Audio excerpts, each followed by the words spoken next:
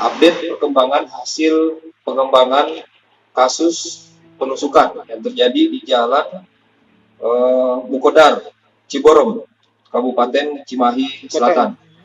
Di mana kejadian ini terjadi pada hari Rabu, tanggal 19 Oktober 2022 sekitar jam 18.45.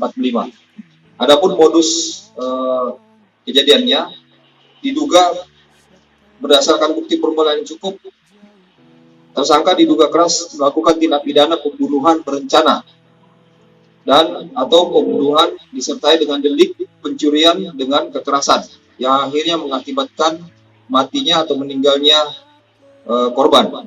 Identitas pelapor yaitu MHM, dan sedangkan identitas tersangkanya ini Rizaldi Nugraha Gumilar alias Ical. Nah, tersangkanya ini memang sudah teridentifikasi berdasarkan hasil persesuaian dari beberapa data dan informasi serta alat-alat bukti yang dijadikan petunjuk untuk mengembangkan informasinya sehingga disimpulkan tersangka inilah sebagai pelakunya. Kronologis kejadiannya, awal mula korban yang berangkat melaksanakan pengajian di pesantren At-Taqwa sekitar jam 18.45 korban kembali di jalan, kemudian berpisah dengan temannya, kemudian dilihat oleh tersangka dan akhirnya ditemui oleh tersangka dan turun untuk meminta sesuatu barang berupa HP.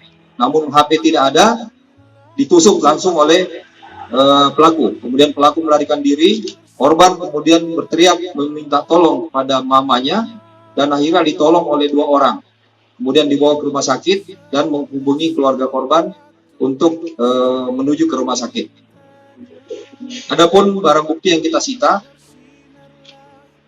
ini berupa 1 unit kendaraan roda 2 Honda Beat dengan STNK dan kunci kontak, kemudian 1 pasang sendal jepit, kemudian pakaian korban yang terdapat lubang yang diduga bekas tusukan benda tajam, kemudian rekaman CCTV yang juga dilakukan pengembangan, di mana akhirnya didapatkan beberapa rekaman CCTV yang memperlihatkan korban berputar-putar di kompleks tersebut sebelum kejadian.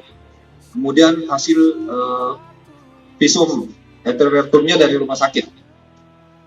Nah, dari beberapa hari pasca kejadian, tim penyidik dan penyelidik berupaya keras untuk melakukan pengungkapan kasus dan didapatkan beberapa informasi, keterangan, dan juga data-data.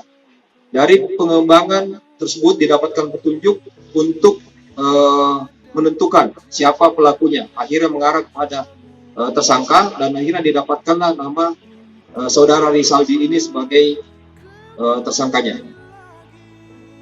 Kasus ini sementara memang sedang kita lakukan pengembangan untuk mencari tersangkanya. Dan sampai hari ini kita berusaha untuk membuat DPO untuk kita sebarluaskan kepada masyarakat agar secepatnya tersangkanya bisa diamankan dan diproses sesuai hukum yang ada dan mempertanggungjawabkan perbuatannya.